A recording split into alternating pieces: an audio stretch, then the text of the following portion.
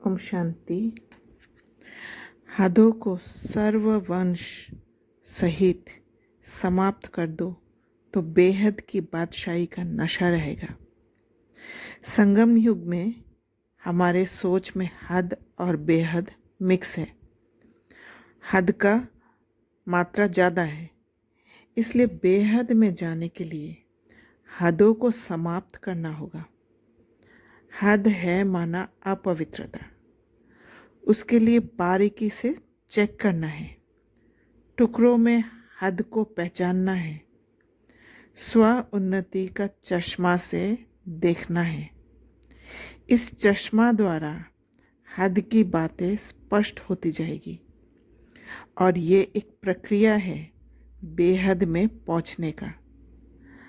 हद की बातें बना है हमारे अनुभव से जो पास्ट में किया है और भिन्न भिन्न तरीक़ा से रिपीट होते होते बिलीफ आस्था बन गया है।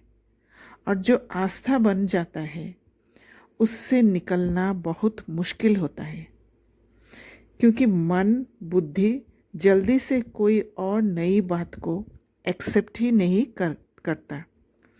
बाबा का साथ छूटने कारण शरीरधारियों से संबंध जुड़ गया, इसलिए हमारा उनके प्रति ट्रस्ट भरोसा हो गया है।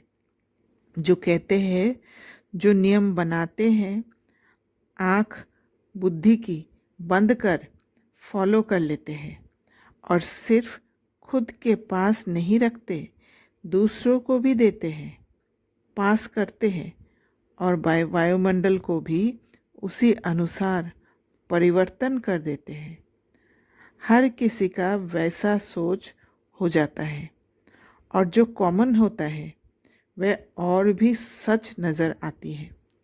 माना सच्ची दिल से परिवर्तन हो, हद के झूठ रूपी सत्य नज़र आने लग जाता है। तो सच्ची दिल माना जो आत्मा का स्थिति है। जैसे श्री कृष्ण का रूप को जानना माना स्व उन्नति का चश्मा से देखना। पर जब बाबा ने कहा कि श्री कृष्ण सावरा नहीं बनते, इसलिए शाम नहीं हो सकते, अभी इस बात को बड़े रूप में देखे तो समझ आती है कि श्री कृष्ण तो नीला रंग का या काला रंग का है, तो शाम तो है ही। तो बुद्धि में जो समझ है उससे बंध गए।